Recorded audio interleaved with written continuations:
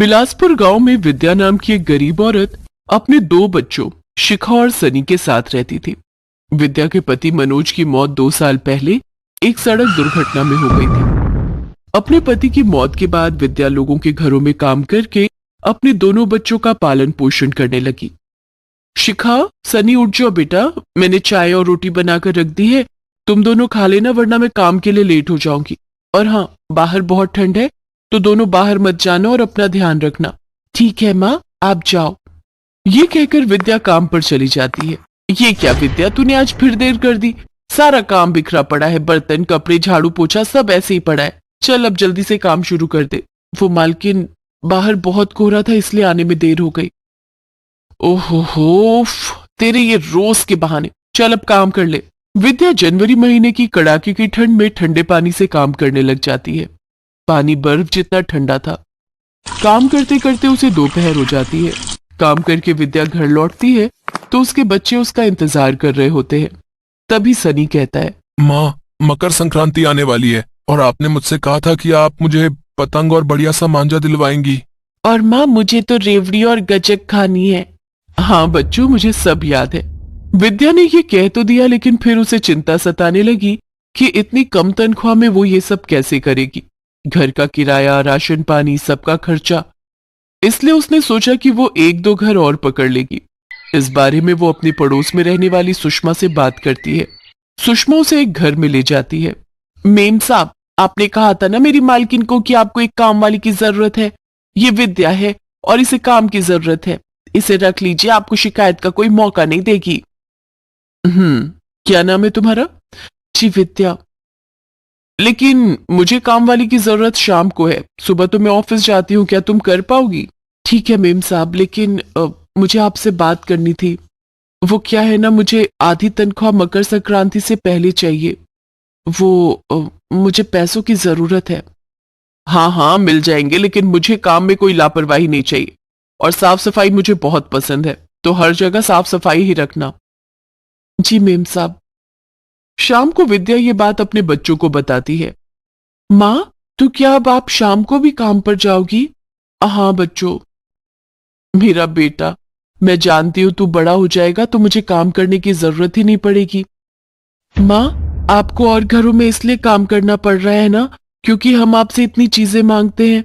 माँ, तुम शाम का काम छोड़ दो, हम कुछ नहीं मांगेंगे, हमें कुछ नहीं चाहिए, बस तू चाहिए।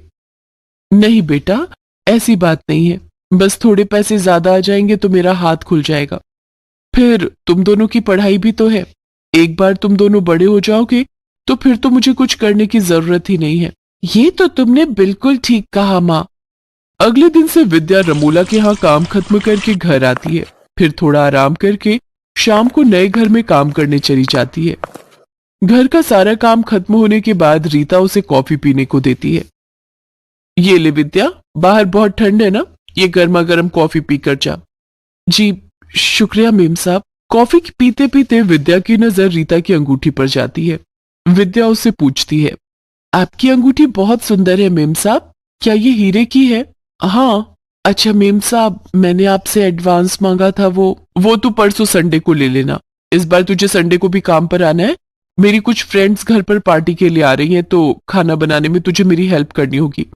पार्टी के बाद तू मुझे याद दिलाना और अपने पैसे ले जाना। ठीक है मेम साहब। संडे वाले दिन विद्या रीता के घर काम पर जाती है और सारा काम करवाती है। पार्टी काफी देर तक चलती है।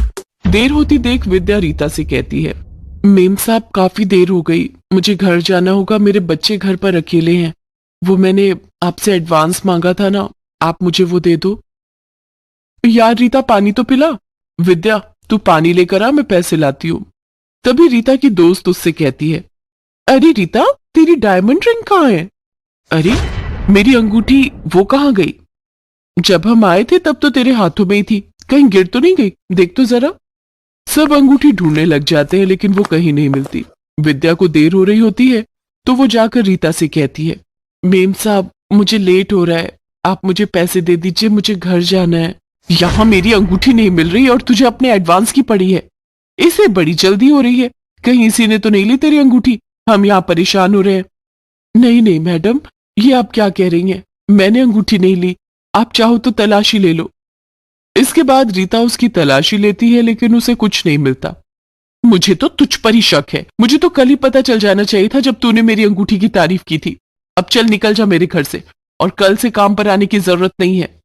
लेकिन मेम साहब मेरे पैसे। तू जाती है अब या बुलाऊं पुलिस को?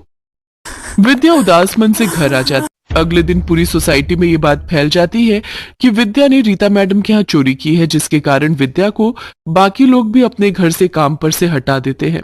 विद्या का रो रो कर बुरा हाल था। उसे कुछ समझ नहीं आ रहा था कि अब वो क्या करे। अगले दिन मकर संक्रांति का त्योहार था। जहां एक तरफ सब मकर संक्रांति का त्योहार मना रहे थे तो वहीं विद्या के घर पर तो मानो मातम छाया हुआ था। दोनों बच्चे उदास अपनी किताब लेकर बैठे हुए थे। तो वहीं विद्या अपने बच्चों को देख ये सोच रही थी कि मैं अपने बच्चों की इतनी सी ख्वाहिश भी पूरी नहीं कर पाई।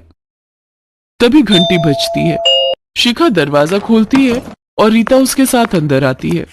रीता के हाथ में काफी सारी पतंग, मांझा और ढेर सारी मिठाइयां, रेबड़ी और गजक होती है। उसे अपने घर में देख विद्या कहती है, मेम साहब मैंने आपकी अंगूठी नहीं ली। मैं सच कह रही हूँ, अब तो सबने मुझे काम से भी निकाल दिया है। मुझे माफ कर दो विद्या, दरअसल इसमें तुम्हारी गलती नहीं है। मैंने ही उस दिन आटा गूंथते वक्त अपनी अंगूठी निकालकर किचन में रख दी थी। वो तो आज जब मेरी नजर उस पर गई तब मुझे पता चला कि तुम बिल्कुल सच कह रही थी। तुम मुझे माफ कर दो। नहीं नहीं मेम साहब, ऐसा मत कहो। आपको आपकी अंगूठी मिल गई, यही मेरी ईमानदारी का सबूत है।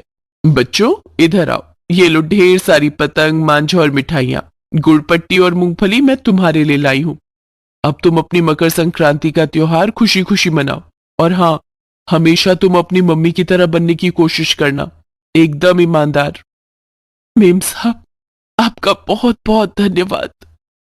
विद्या ये लो तुम्हारा एडवांस। तुम ये त्योहार खुशी खुशी मनाना और हाँ, कल से काम पर आ जाना। और मैं तुम्हारी दूसरी मालकिनों को भी बोल दूंगी कि वो तुम्हें काम पर वापस रख ले। रीता वहां से चली जाती है। इसके बाद बच्चे आकर अपनी माँ से लिपट जाते हैं और कहते हैं, हमारी माँ दुनिया की सबसे अच्छी माँ है। फिर वो सब साथ में मिलकर मिठाइयाँ खाते हैं।